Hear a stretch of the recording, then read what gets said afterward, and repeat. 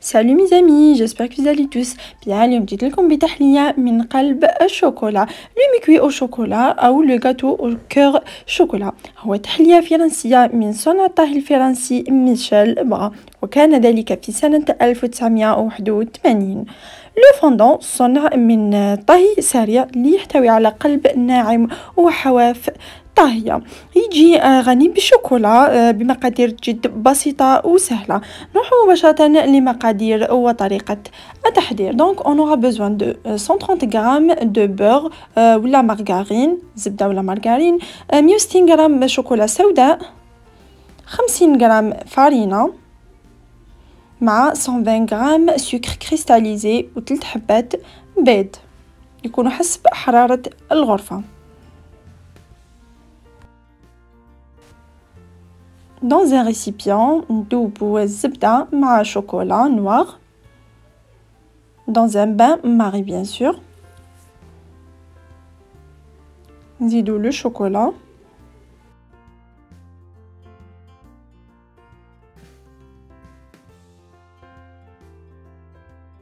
هكذا كيما قلت لكم في حمام مائي، ونبداو نحركو غير بالعقل، ما نحوش يدينا، نبداو غير نحركو حتى يندمج يعني الخليط مليح تاع الزبده مع شوكولا نوار.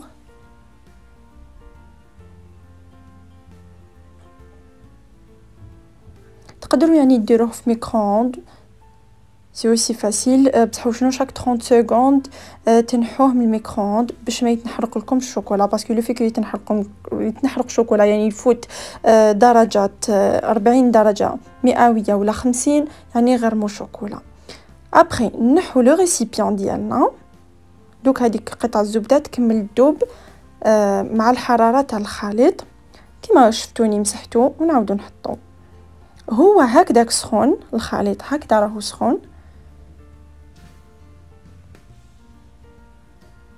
كيما راكم تشوفوا، راهي دابت الزبده. نزيد عليه لو سكر كريستاليزي، فوالا اون دو فوا.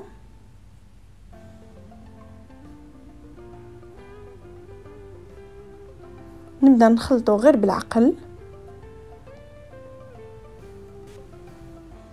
يعني هي في لا بون ريسيت نديرو 150 غرام دو سكر كريستاليزي، مي وشنو انايا درت 120 غرام سكر كريستاليزي باش ما تخرجليش بزاف حلوه، يعني السكر عادي درت 120 غرام فقط باش ما تخرجليش حلوه بزاف، يعني هكذا تخرج لي حلوه وبنينه، ما نحسوش بهذيك الحلاوه حتى تقهمنا. بون انا نبدل ان اوتر ريسيبيون واسع هكذايا باش نقدر نضيف المقادير الاخرى.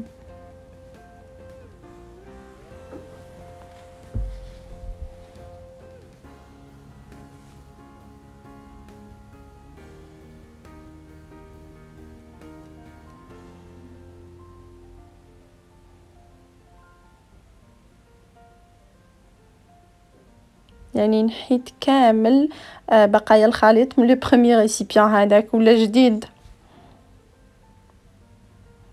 ونكملوا الوصفه ديالنا، نبداو نكسروا في البيض حبه بحبه،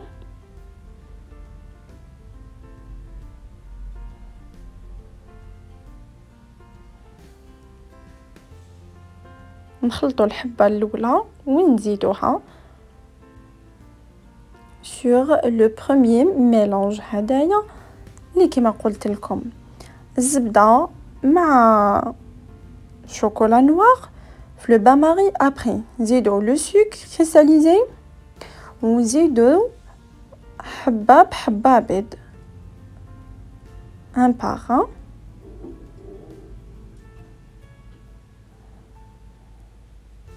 هكذا حتى تتخلطنا حبه تاع البيض بيان، ونبداو نشوفوا السكر بدا يذوب لنا.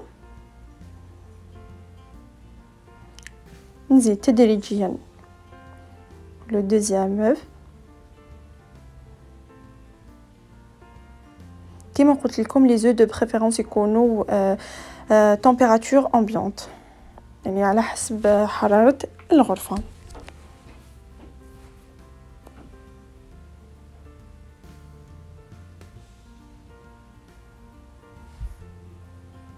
يعني وصفة جد سهلة، كو سوا في طريقة التحضير ديالها ولا في مدة الطبخ ديالها ولا في مقاديرها، يعني مقادير بسيطة جدا.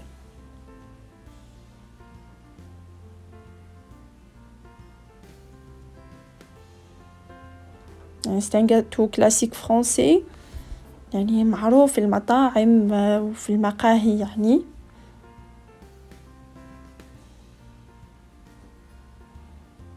Donc la réalisation تاعو peut-être نقولوا علاش تجينا صعيبة، mais il faut juste suivre les étapes, voilà.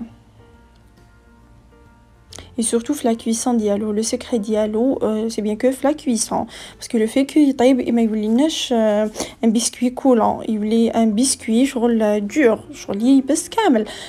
de préférence نعسوه مليح في الطياب ونتبعوا مدة الطبخ ديالو اللي ما تتعداش 8 دقائق، دوك تشوفوا كيفاش.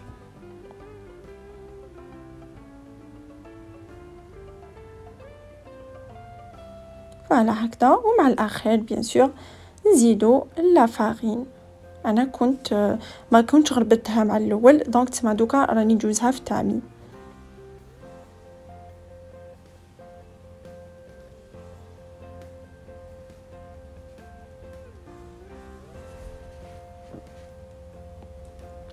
هكذا ونبدا نخلط تدريجيا.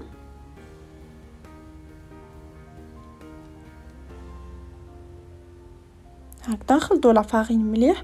اوتر طون نوجدوا لي مول ديالنا، انا كنت درتهم في دي مول اون سيليكون دو بريفيرونس، يعني ما ندهنهم ما والو، نحيهم كاريمون ما يلصقوليش. دونك ولا درتوهم في لي رامكان، دي رامكان الومنيوم لا دي رامكان ان فيغ ولا دو بريفيرونس دهنوهم بشويه زبده ولا زيت فيجيتال مع الفارينه، وزيدوا دردروا عليهم شويه فارينه.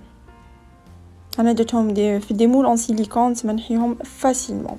شفتوا يعني مع الاول كيفاش، شوفوا مع الاخير كيفاش يخرج لنا لا تيكستور تاع لو ميلونج تاع لو فوندون.